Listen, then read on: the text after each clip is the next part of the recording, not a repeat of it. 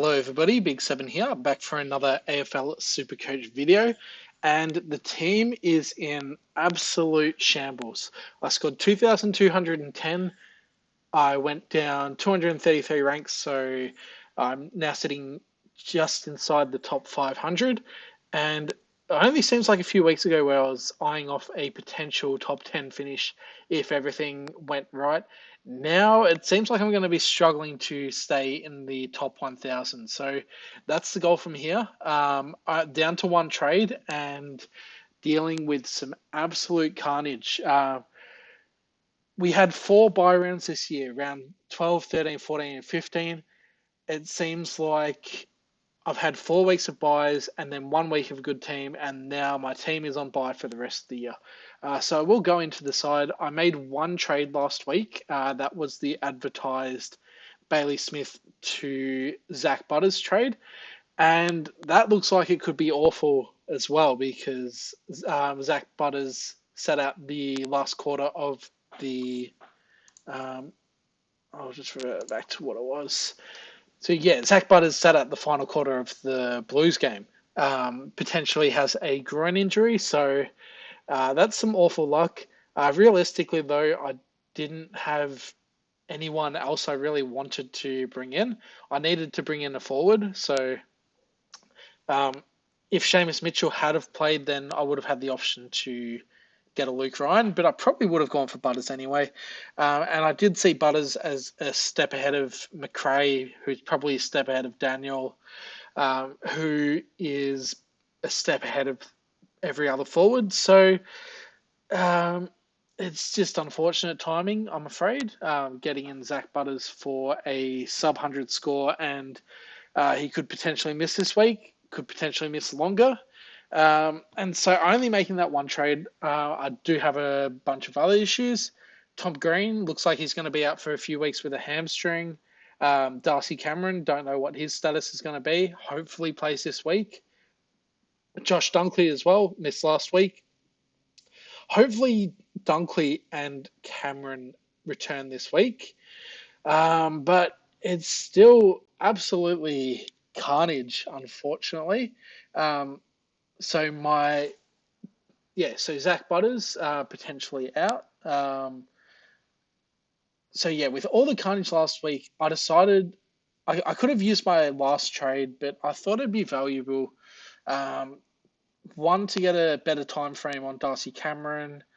And theoretically, I thought, okay, well, if everyone comes back this week, including Seamus Mitchell, the team isn't in bad shape. I'm okay to hold Tom Green, and it would have just meant that Seamus Mitchell goes on field and everything's hunky-dory, live to fight another day with that trade. But now it's waiting on the Zach Butters news, waiting on Darcy Cameron news. Tom Green seems like he's just going to be a hold for the couple of weeks that he's out. And also the fresh update that Adam Chera has some hamstring soreness as well. So that is the last player in my side that I wanted anything to happen to, considering he's a massive pod. Everything's up in shambles, up in flames. Going to struggle to hold on to top 1,000 from here. But if I do, I'll be very happy with it. I think I have traded pretty well this year. And I will go through all of my trades in another video probably at the end of the season. I've just had to deal with too much stuff. I mean, there have been some things that have been self-inflicted, like Elliot Yeo. I mean, expecting him to last, that was a bit of a mistake. I did know that going into it, though. Things like Darcy Cameron getting injured, Tom Green getting injured, Sicily suspension, Clayton Oliver, Sean Darcy, Took Miller, LDU, the list goes on. So it's just like the frustration with this game is that you can do everything right and it doesn't mean you're going to finish first. And I know I haven't done everything right this year. I have made some mistakes, but I have had a pretty good season, and it does hurt to have have to have dealt with so much carnage this year. But I'm still pretty happy with the rank that I am in at the moment, considering all of the curveballs that I've had to deal with this year. Um, I didn't even talk vice captain, captain. Lockie Neal, I thought Brisbane were going to win that game. Lockie Neal went 130 against the D's last time at the MCG. He just didn't get near it, really. And then Dacos captain, 130. I was tossing up between going Dacos into lead rather than Neal into Dacos, but it wouldn't have mattered. I would have taken the 130 anyway. Other areas of concern, I had to take a 29 from Chesser. I'm grateful that Marriage was a laid in to score 67. Otherwise, that would have been a donut. I was still going to hold Darcy Cameron regardless. So I was just going to cop a donut because I thought my team, I just didn't see any good options to do last week with my last trade. So I thought holding was the option. Thankfully, got an extra 67 points from Marriage laid in. And the ruck line, oh my gosh, this is horrific. Marshall and Briggs, Marshall 58, Jared Witts is a tough opponent. I think he plays English soon. I hope he plays English soon. Maybe he doesn't.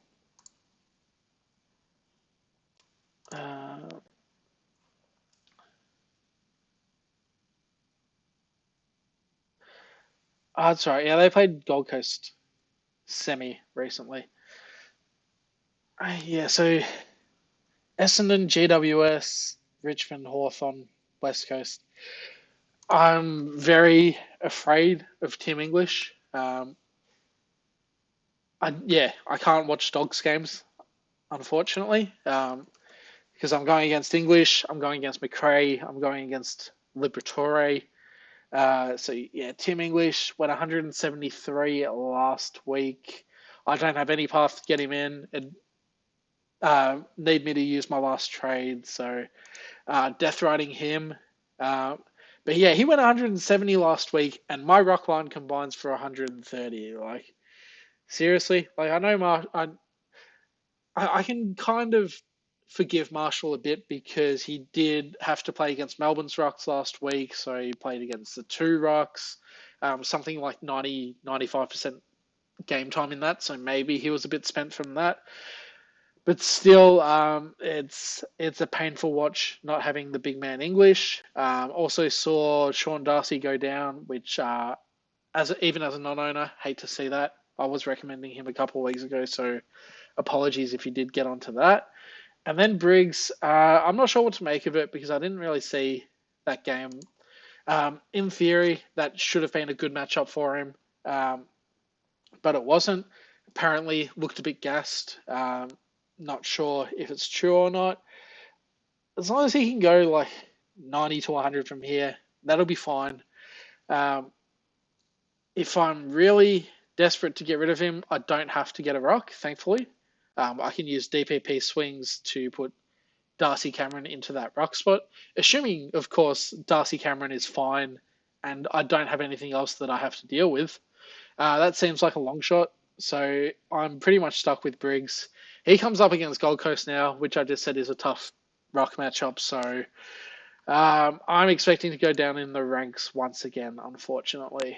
So as for trades, nothing really for me. Unless I get news of like Darcy Cameron being out for, what are we at? We're at round 19. So 6 weeks to go.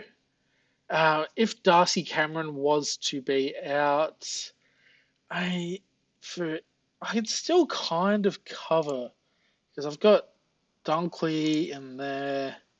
It really just depends on how things fall with teams.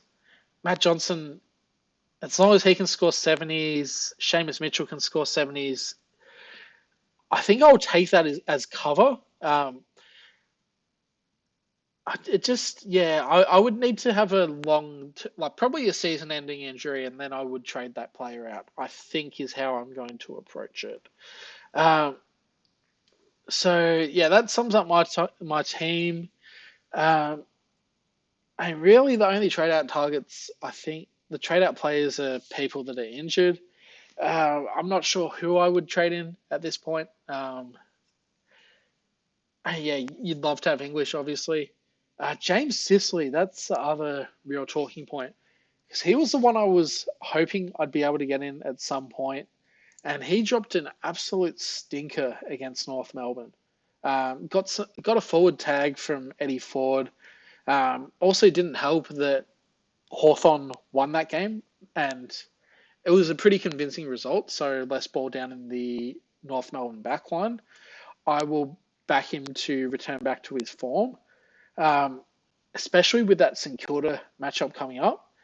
But he now has a break even of 175. So he was someone that I was resigned that I wasn't going to be able to get in.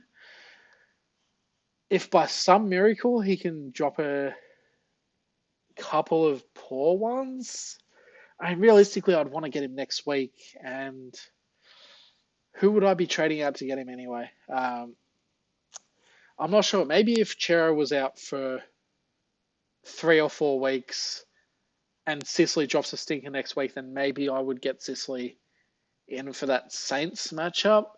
I don't know. I would still want to have him. I wouldn't be put off by that one poor score. Although I would admittedly be disappointed if I did hold him for the 3 weeks that he was out and then dished up that garbage. So yeah, this is the team in all its glory. We'll hopefully hold on to some socks. The Spirits are a little bit defeated at the moment. I think I'm about 250 points in front of the I can't speak, thousandth ranked team. So considering I lost about 200 points last week, I could be out of the top 1,000 in a couple of weeks.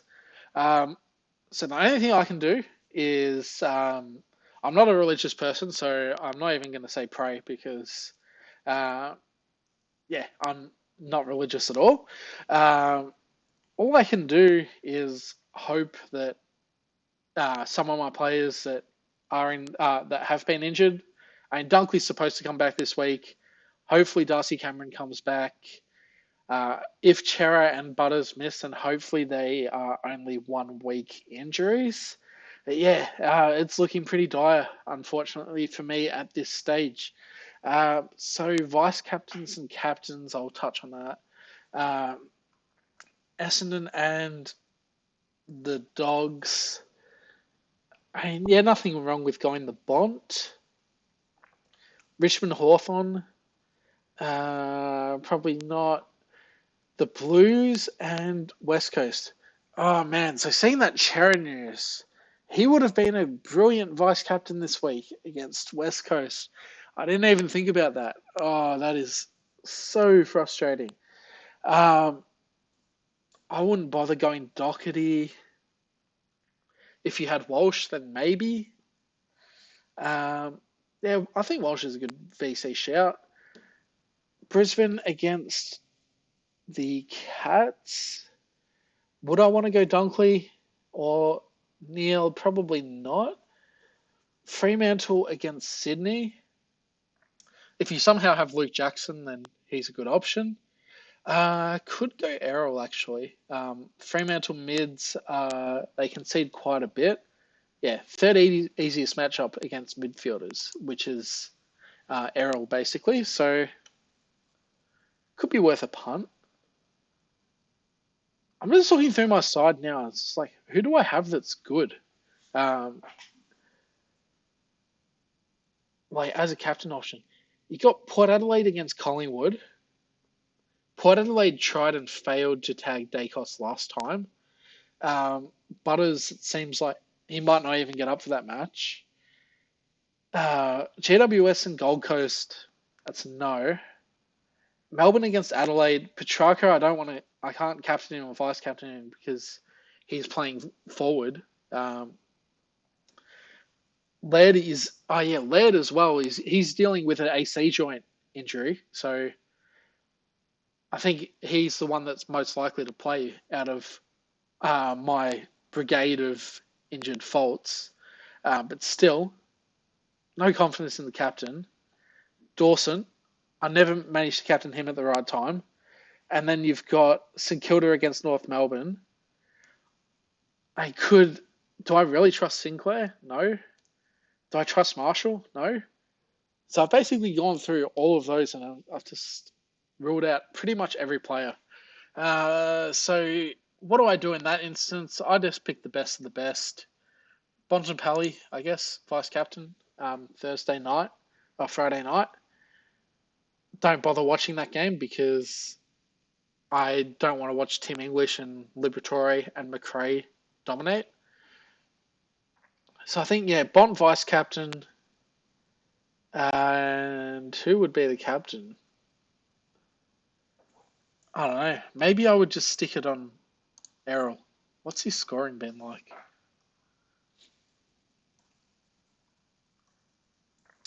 Okay, yeah, he went 156 against Fremantle earlier in the year. Had a few rough scores in there, but yeah, that was straight off the bye. That 62 against the Saints. Yeah, maybe we just send Errol. I don't know. Um, yeah, I think that's probably the play. If Chera plays, then I'll probably captain him. But yeah, with that hamstring soreness, a matchup against West Coast, you just know he's going to be rested. So yeah, that's unfortunate. So yeah, that's the team in all its glory. Make sure to come back next week to see if I'm still in the top 1,000 or not. Thanks for watching, and I hope your team is in a better position than mine. I'll see you for the next one.